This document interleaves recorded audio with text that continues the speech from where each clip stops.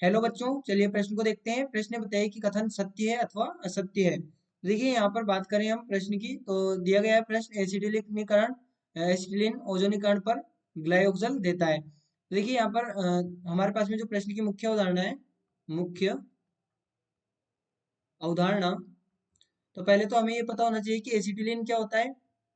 Acetylene, तो acetylene हमारे पास में होता है ethyne C H triple bond C H, और वहीं पर ओजोनीकरण हम किसके द्वारा करते हैं, ओजोन के द्वारा।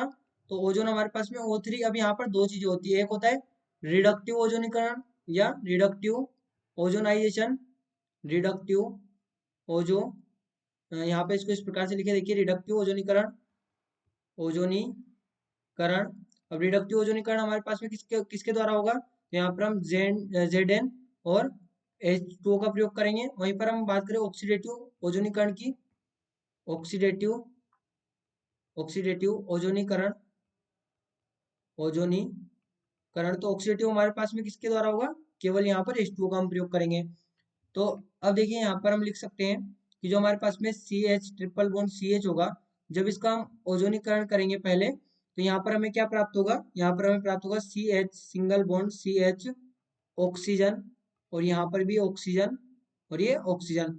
अब यहाँ पर हम प्रयोग करेंगे Zn H2O का, तो ये हमारे पास में क्या होगा, रिडक्टिव ओजोनीकरण। तो रिडक्टिव ओजोनीकरण के दौरान हमें प्राप्त होगा सी एच ओ।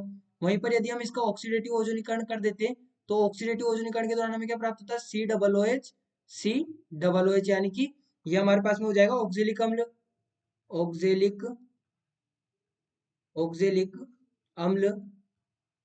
और ये हमारे पास में क्या हो जाएगा, ये हमारे पास में हो जाएगा ग्लाइओक्सल, ग्लाइओक्सल। अब हमसे प्रश्न में कहा क्या गया था, हमसे प्रश्न में कहा गया था एसिटिलीन ओजोनीकरण पर ग्लाइओक्सल देता है। तो अब हमसे ये तो नहीं कहा था कि ऑक्सीडेटिव ओजोनीकरण या रिडक्टिव ओजोनीकरण, तो हमारे प्रश्न में क्या कहा गया था, ग्लाइओक्सल देता है। तो हम क्या कहेंगे कि हाँ देता है, ये ग्लाइओक्सल देता है। यानी कि हमारे प्रश्न में हम कह सकते हैं कि जो दिया गया हमें कथन है वो यहाँ पर सत्य होगा। यहाँ पर जो दिया गया कथन है ये सत्य है। तो बच्चों आशा करते हैं आपको प्रश्न समझ आया होगा। धन्यवाद।